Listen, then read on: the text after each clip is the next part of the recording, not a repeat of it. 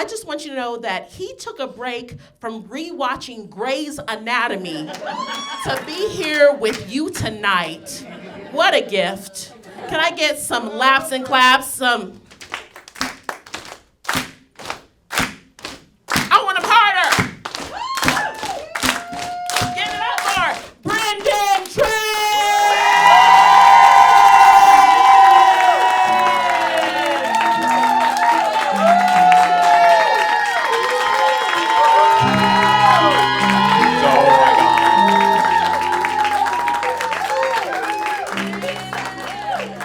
Oh my God. Hi, how are we doing? Good? Good. I'm just doing okay. Okay. That's how I answer that question now. Just okay. Because it was taking too much energy to lie, okay? I feel like I'm sitting in a middle seat on a plane because I'm not entirely comfortable, but this is something I've chosen to do, okay?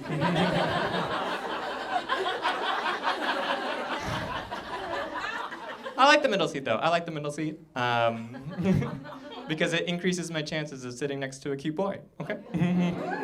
All right? With the window and aisle seat, you get one chance. Middle, 2, okay? I've increased my chance by 100%. That's just gay math, okay? But I have yet to sit next to a cute boy. How? The statistics are on my side. Then I got to thinking, if I'm not sitting next to a cute boy, that must mean that I'm the cute boy. Okay, yes. Some of us agreed, some of us didn't, okay? But no, I'm just doing okay. A friend of mine noticed I stopped posting on TikTok recently, and she was like, needed a social media break, huh? I get it. It's so overwhelming. She didn't know my dad had just passed. And I didn't have the heart to tell her, because she was already so overwhelmed.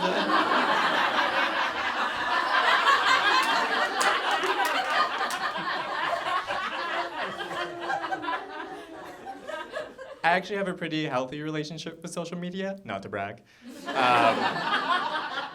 I let her project onto me because turns out telling the truth also takes energy. It's been a very difficult year. Very difficult year. And you're probably thinking, what is this Asian guy with a half-baked beard going to be talking about today? Wow. I had to stop.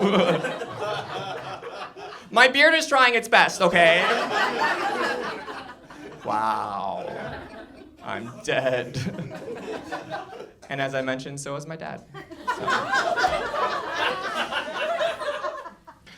So.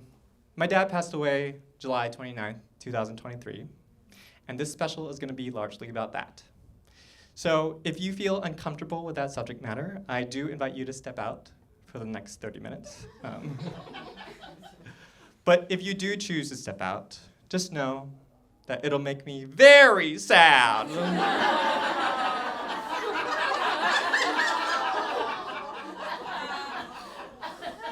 Just a little taste of how my mother guilts me nowadays, okay? You may be wondering why I've chosen to do a special about my dad who recently passed. And the answer is simply because I cannot get enough of your condolences.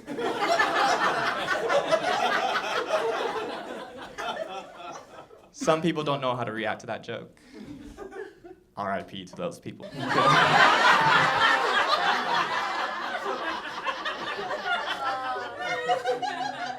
The real reason is because I cannot think of anything else. So here we are.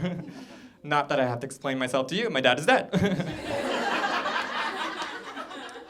This is my way of keeping his memory alive for now. There are many ways I could have done that. I could have gone down to Chinatown to volunteer helping people who don't speak English with their taxes like he did. But this is what I chose.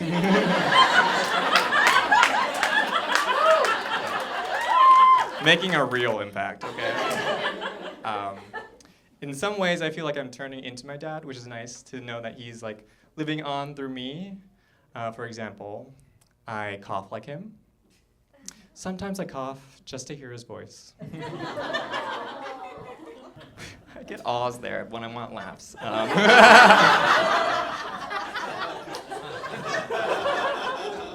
Like as my papa used to say,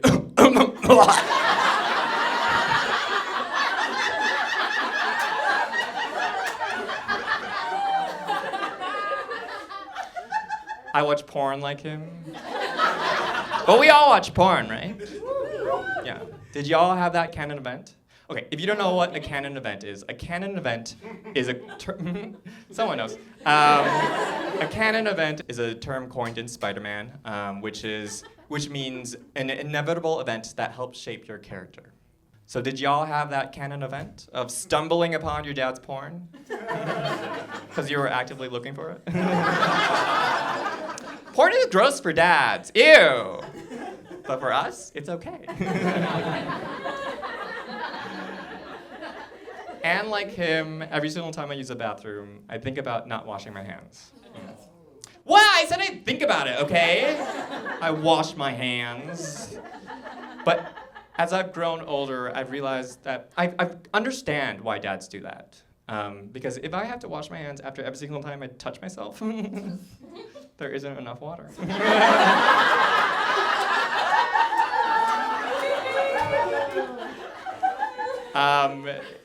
This show has been very hard to write and very hard to do. I cried almost every day of this process. I might even cry tonight. Who knows? But probably not. My walls are up.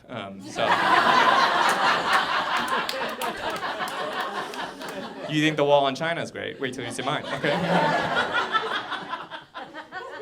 But I've learned a lot and I've grown a lot through this process. And I've gotten to connect with a lot of people who also experienced grief, which has been nice. One thing I've learned is that I have to make the audience feel safe in order for you to laugh. My dad just died, and I have to make you feel safe. Okay.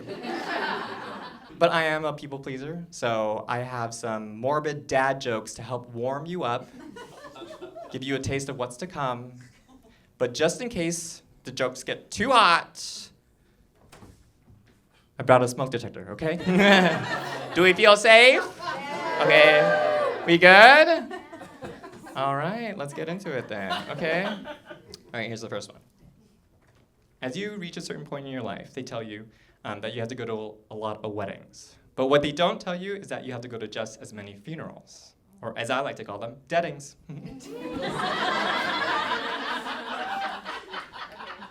I see some groans over here, yeah. It gets to be kind of expensive, honestly. I've started getting clothes that can do both, okay? Game of Thrones got it right. Get the wedding and the deading done at the same time, okay? Okay, we hate Game of Thrones!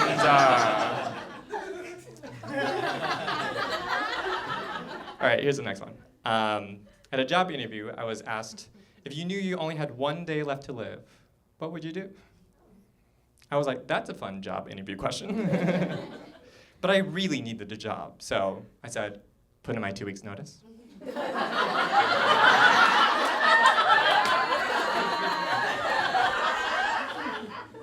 And she was like, so you can do gay math, but not basic math. Okay. All right, here's another one. Never write a letter to your dad, because as I have learned, a dad is always one letter away from being dead.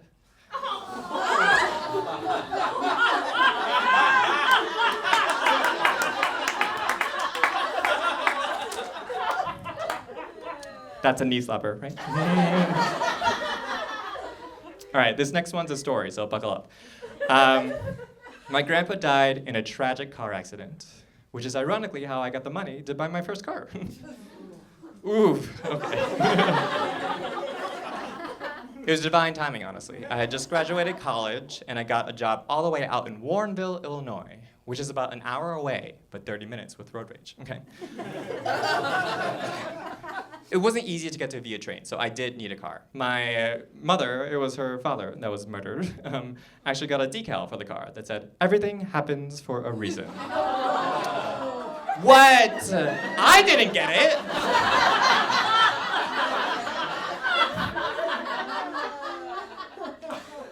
The company I worked for was called Coscata. Remember that? It'll be important later, okay?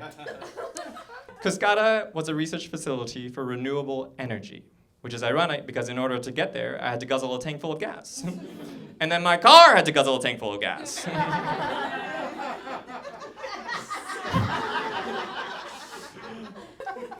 I left that job after 6 months, mostly because of the terrible commute, partly because it was boring, and 1% because my manager kept on calling Chipotle Chipotle's. I hated it!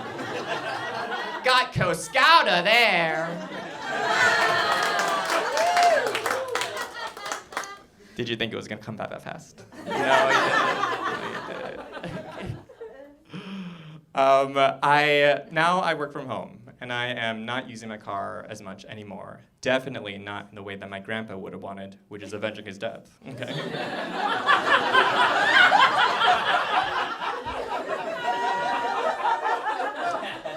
In fact, part of the decal has now peeled off. Now it just reads, "Everything happens." Oh. Do we feel warm? Do we feel safe? Do I need to press the button? No, good, because I don't have batteries anyway. We're gonna get into it now, okay? I'm gonna tell you a little story about my dad. It doesn't paint him in the best light, but not all dads are perfect. And as I've grown older, I've realized that he was just figuring it out as he was going along, just like the rest of us. My dad had me when he was 40 years old, which makes me a midlife crisis baby. And you know, being a midlife crisis baby has a perk. When I was being taken home from the hospital as a baby, I got to ride in a shiny red Corvette. Pretty cool. Everything else is a con, okay? The main one being that my dad probably should not have had children because he himself was regressing into a child. And a midlife crisis baby often finds themselves in the position of parent. I remember on one of our rare family vacations, we were traveling from Los Angeles to Las Vegas. I know, a perfect place to bring a 12-year-old child. We were on a tour bus, and we make a pit stop in the middle of the desert. And I turn to my dad, and I say, "I'm famished!"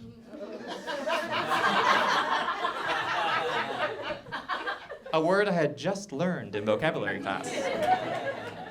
And there weren't a lot of options at this strip mall. I was either gonna eat a Subway sandwich or a Gucci suitcase. So I turned to my dad and I asked for $5 so that I could purchase a $5. Can we take a moment to appreciate the Subway marketing team? Because some marketing teams, not so good, right? I purchased a standing desk for my work from home job, and the minute I clicked purchase, they sent me an email asking if I wanted to buy another desk. No! Anyways, I'm back on the bus.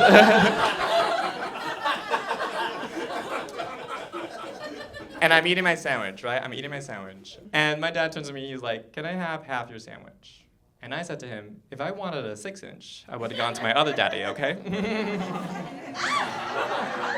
Ooh, perverts! I'm 12 years old at the time. No. What I said to him was, "I'm gonna finish the whole thing, but you can probably get your own." He didn't. So the bus starts rolling along, and I finish half my sandwich, and I find myself satiated. An antonym of famished. Something I learned on the pop vocabulary quiz that week. Didn't get the answer right, but I'm gonna remember it forever. Okay.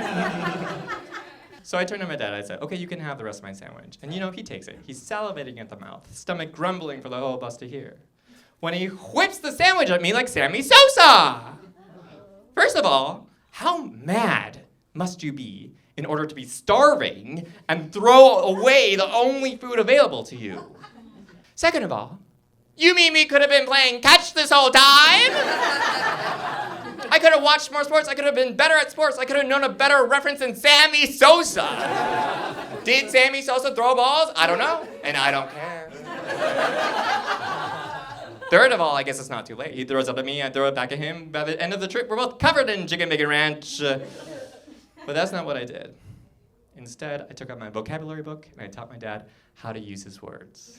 And if that's not good parenting, I don't know what is. As I said, yeah, my dad wasn't always the best, right? But we didn't always have the best relationship either. But that was, in the last few years, it was getting better.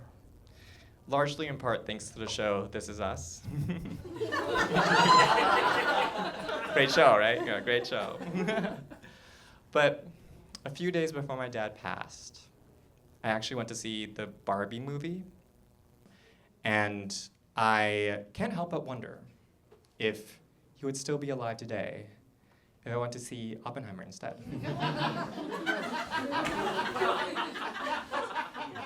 I still haven't seen it, though, because I know that watching it won't bring him back. And I don't want to put myself through that.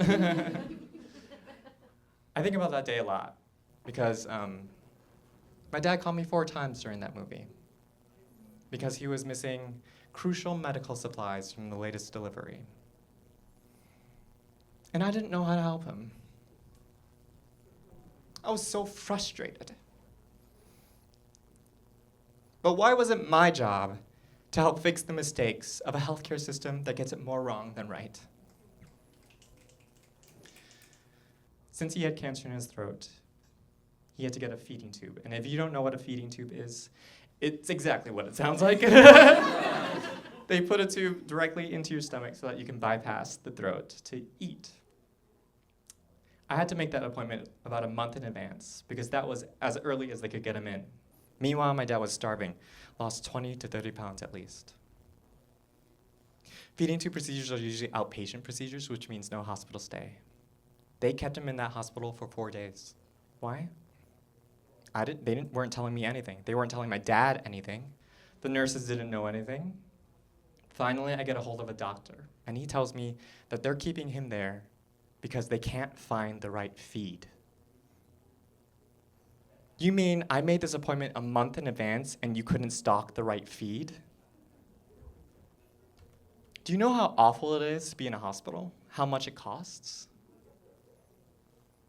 I had to demand that they discharge my dad against medical advice because I would get the right feed faster than them. There is no punchline here because in this case, the hospital is a joke. Though, it did inspire me to write a script called Prison Break, but make a hospital, so. Silver linings, I guess. Throughout my dad's battle with cancer, I wasn't always the nicest to hospital staff. But they were mean first, okay? Literally gave them a taste of their own hospital-grade medicine, okay? Because you have to. Because if you're not going to stick up for your health or your loved one's health, who is? It can often feel sometimes, these people who work in healthcare, that they don't care whether you live or die. As I mentioned, my dad had cancer in his throat, so he couldn't speak for himself. So I had to do it for him. Went from being his caretaker to his care and taker, okay?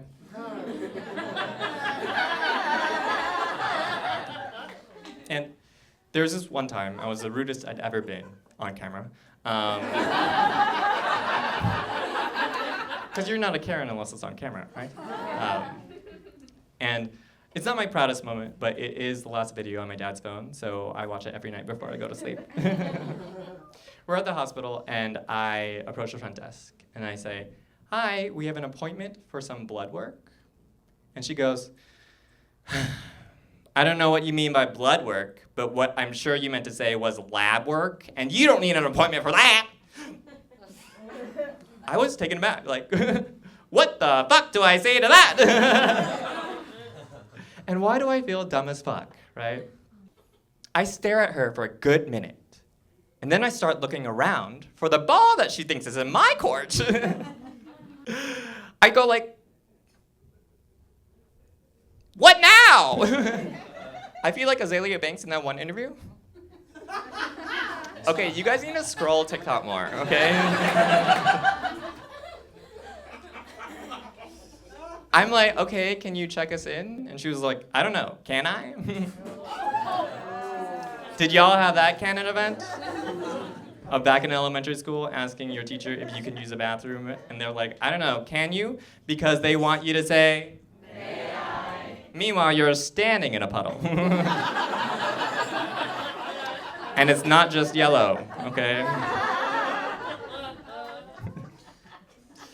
I don't know if you guys get how sacred and hard healthcare appointments are to get. Yeah, I got heard, yeah. One time I made an appointment for who I thought was a doctor, but it was actually the scheduler. So I took the day off, brought my dad to the hospital, only to make another appointment. This could have been in a my chart. I could have my charted this. I don't know, I can't even tell you how many appointments we went to where we waited for an hour plus. And then they were like, actually we don't do that procedure here anymore. Okay, well then what can you do? Because we're not leaving here empty-handed. And let me tell you, a night in the MRI machine is as awful as it sounds. Okay. It started getting so bad that I started sending cancellation fees. Sent them an invoice, and they're like, what is this? I'm like, read your fine print, bitch. Cancellation costs money. You don't need an appointment for that. Appointments get booked out so far that I had to get this appointment on StubHub, okay? You don't need an appointment for that. She's acting as if I make appointments for fun. You don't need an appointment for that. Listen here and listen good, bitch. You better check us in right here, right now, because one way or another, someone's blood is getting spilled. Has anyone ever gotten kicked out of a hospital? Me neither. I haven't either. Just checking. And I don't think I was that bad, right? Because I was just being a Karen in a healthcare setting. I was being a health Karen.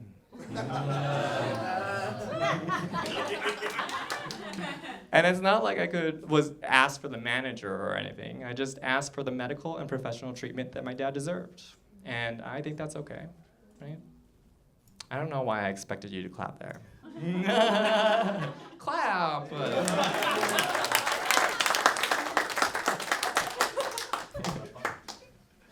During my dad's battle with cancer, I thought it would be a good idea if he got his chemotherapy treatments near the hospital where I lived. He later passed away in that hospital. Like, literally when it was happening, the doctor just didn't call me, just opened the window and was like, there's been a complication. We were that close.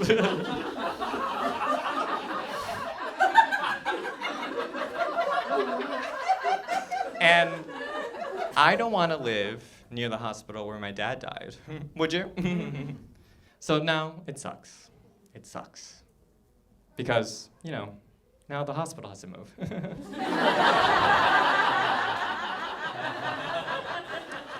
And I get it. I hate moving. I hate it so much. But I gave the hospital the number to my realtor, so I'm doing my part. I would give them the number to my moving company too, but something tells me it's gonna take more than 2 college hunks hauling junk, okay? No, I did move.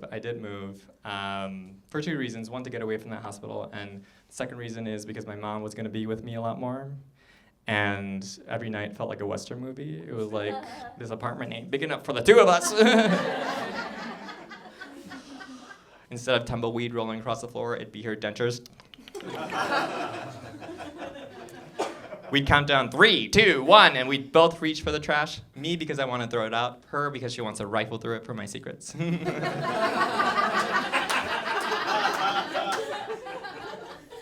Instead of saying yeehaw, we'd say ni hao. Racist! I don't speak Mandarin. Has anyone ever gotten stuck in an elevator?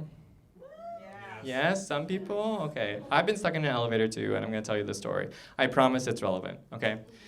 My mom worked at a hotel as a housekeeper, even though she sucked at cleaning.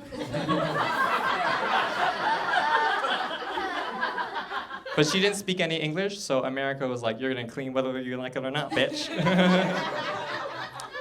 And I went to visit her at her hotel to see if I could stay in one of the rooms for free, because that's the only form of nepotism that I have. But my mom is a monster. She has a lot of mental health issues, and she likes to take it out on me. We're working on it. But every single time I see her, I have to get a little high. So,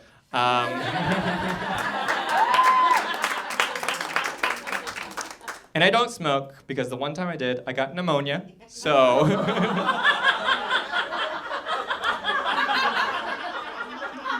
So I do edibles. And you know when you take edibles, you're not high, you're not high, you're not high, and all of a sudden there's a tipping point, and you're high, okay? Yeah. Someone's high right now. No, and turns out my tipping point is getting stuck in a hotel elevator, okay? I was in there for hours, but really it was just a few minutes.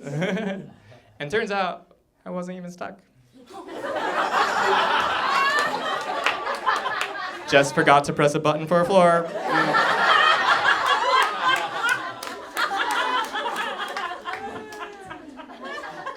Got an earful from a firefighter. And later, a mouthful, if you know what I'm saying. I told I told that story on TikTok, and someone commented, "You're being very offensive to the community of people who've been stuck in an elevator." And I was like, girl, go outside, touch grass. Or smoke grass. Or eat grass if you don't want pneumonia, okay? But just because I've never been stuck in an elevator doesn't mean I don't know how it feels. Because living with my mom is like being stuck in an elevator. Clap. Thank you so much. Thank you so much. So yeah, I moved to accommodate my mom. But I hate telling people that I moved because it invites so many questions and so many assumptions that I don't have the energy to answer or explain, and oftentimes I don't even think I'm saying the right things. So one time I was high at a bar because I had to celebrate getting out of that elevator alive. And I'm learning that being high in public places, not for me. I was talking to a couple of my friends, one who knows my whole situation, like is pretty up to date, and the other one who isn't as up to date. And I let slip that I'm moving. The one who didn't know my situation fully put on his Speedo because he's ready to dive deep, okay? He starts out simple. He's like, "Where do you live now?" And I said, "Lincoln Park." And he was like, "Oh, money, money." Which made me immediately uncomfortable. Not only because of what he said, but also because I was sitting unevenly in my chair because of my big fat wallet.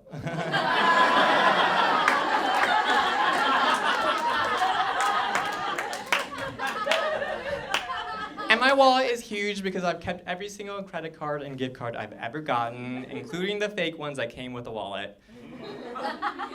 And because I carry a lot of cash on me, because as my papa used to say, robbers are like very confident restaurants. They do cash only, okay? And if you don't have any cash, it's okay, because we've got an ATM around the corner, okay? And if that doesn't work, then the restaurant will kill you, okay? So I keep a lot of cash on me. But I turn to my friend who knows my whole situation for help, because I'm drowning in the deep end. But she's high as fuck too. So she's gonna be of no help. I'm on my own. So I turn back to my friend who doesn't know my whole situation. And I'm like, no, you got the wrong idea. It's not that fancy. The pipes in my guest bathroom clog all the time.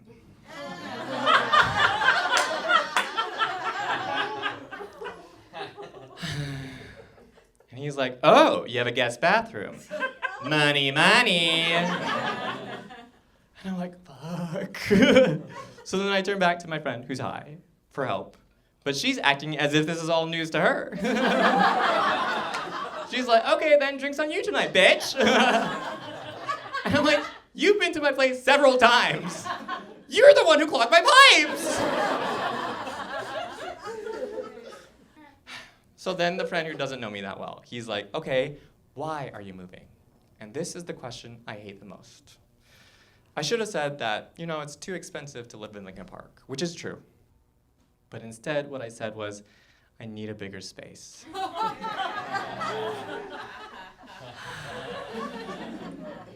He's like starting to turn on me at this point. He's like, money, money, huh? Like he's about to start chanting, "Eat the rich," right?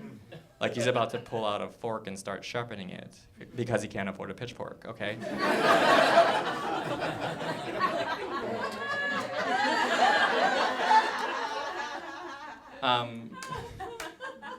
But I can't answer that question right. Because I can't tell him that my dad just died and my mom is the sheriff of my apartment. Because if I do, I'm just too high right now and I'm gonna start to cry, okay? And so instead what I did was I gave him all the cash in my wallet and made him sign an NDA, okay? We're breaking NDAs tonight, okay? I know it's my NDA, but whatever. And we also may be breaking some HIPAA laws. I don't know. There is no perfect way to die. And as a perfectionist, that kills me.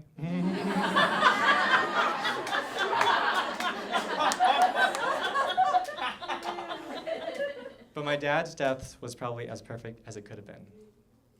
The morning of, I went to visit him with my mom. And it was a hard visit because he had decided that he was going to go into comfort care, which means that he didn't want any more treatment. He was done fighting, giving up, essentially. And that was very hard for me to take because if I didn't like it when Padme did it in Star Wars Revenge of the Sith, I sure as hell am not going to like it now, okay? This section is the nerds, I feel like.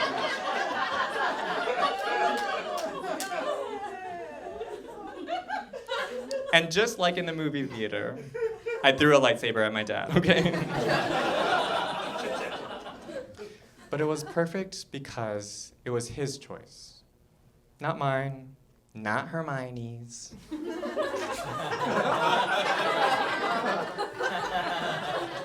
His. It was also perfect because that morning, he introduced us to a nurse. Not his nurse, importantly, just a random nurse that shared the same background as him. They were both from Vietnam, but they spoke Cantonese. And I thought, wow, how cool, how rare. This must be a sign. But I should have known that that bitch was the angel of death. But it was perfect because he got a little taste of home before he passed. It was also perfect because when it was happening, I called my sister over and over and over again, and she wasn't picking up. Finally, her husband picks up and tells me that she's actually going into labor. Isn't that wild? My sister was giving birth, and my dad was passing away at the same time. Isn't that straight out of a movie? That's because it is straight out of a movie. That is not what happened.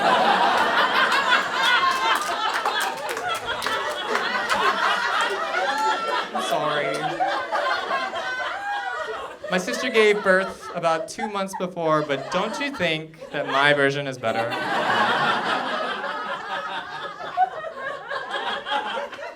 But it was perfect because he got to meet his granddaughter before he passed. Because he sure as hell wasn't gonna get any grandchildren out of me, okay? I remember getting the call, or the shout from the window. And my mom and I rushed over there. And I don't know what to do. There's no protocol for this, right? And the doctors say, there is nothing to do, but wait. Should I say something? I told him I was gay on his deathbed. What a cliche, I know. But it's not like I could say, keep breathing while I make an outline real quick. Should I hold his hand? Is that too gay? So I put 2 little fingers on his forearm. Who should I call to come? My boyfriend? Is this the appropriate time for my dad to meet my daddy? I don't think so.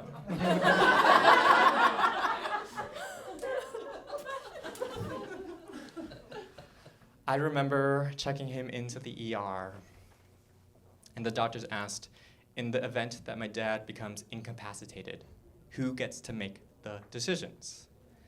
I was like, don't pick me, don't pick me, don't pick me, don't pick me. But my dad points to me because I'm his power of attorney.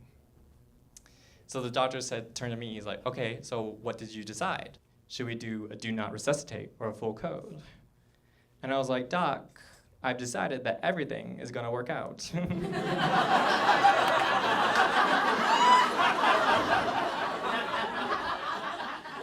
This power of attorney believes in the power of manifestation, okay? And the doctor was like, I don't know what's going on here. Seems like some kind of defense mechanism, but you're gonna have to make a decision, okay? And I was like, this power of attorney objects, okay? So when it was happening, when he was declining, I had all the power in the world, but never had I felt so powerless. Because what if he changed his mind? That morning he had decided that he was gonna go into comfort care, but now he's barely conscious. I don't know what he wants.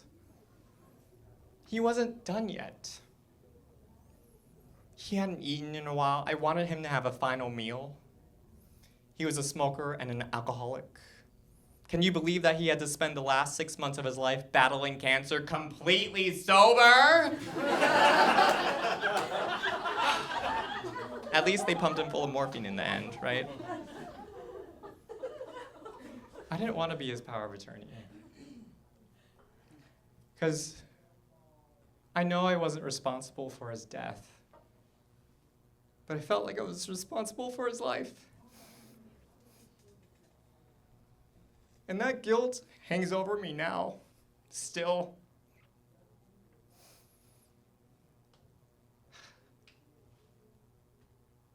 I couldn't help him as much as I needed to help him.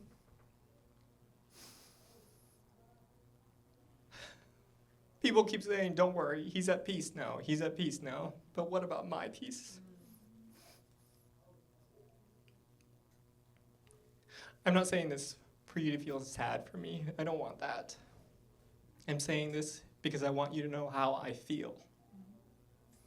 Grief can feel lonely. I know other people have had dead dads, but why do I feel like I'm the only one?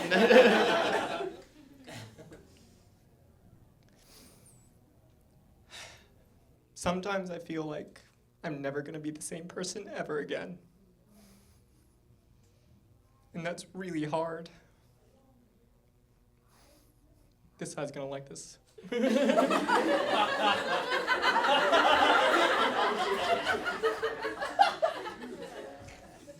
In WandaVision,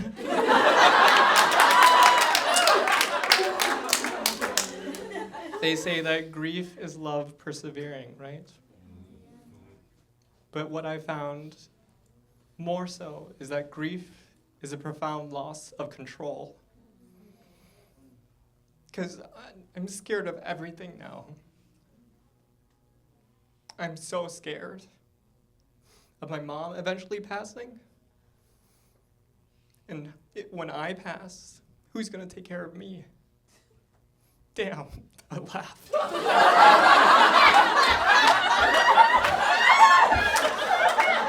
Damn. She's like, shh, you're right, who is gonna take care of you?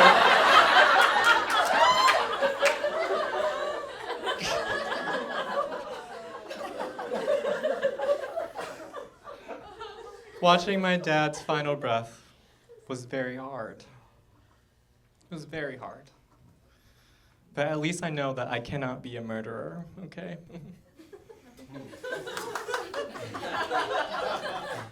Because it is too traumatizing watching someone die. And there are not a lot of ways to test that, okay?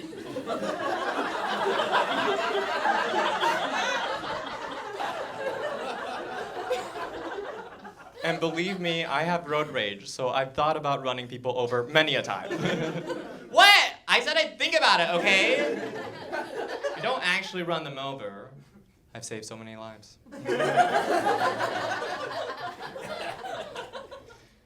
In the moment, I didn't have the perfect words to say, but as the time has passed, I compiled some perfect words that I would like to say.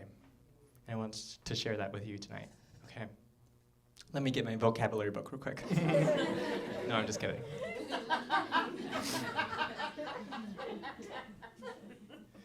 Dear Dad,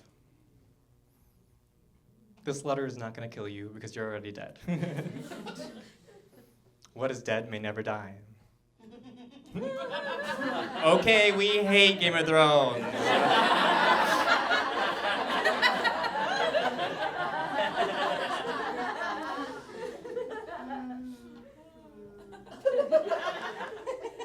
Thank you for everything you've done for me. Don't worry about us down here or up here.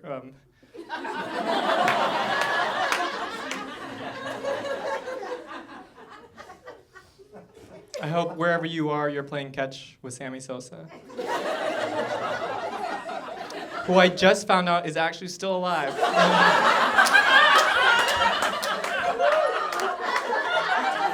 I know sports.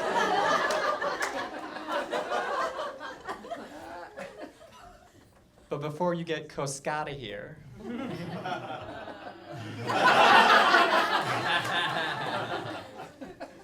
I want you to know I love you.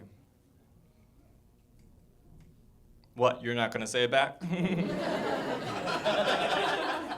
Why do people keep thinking the ball is in my court? Thank you so much. My name is Brendan Tran.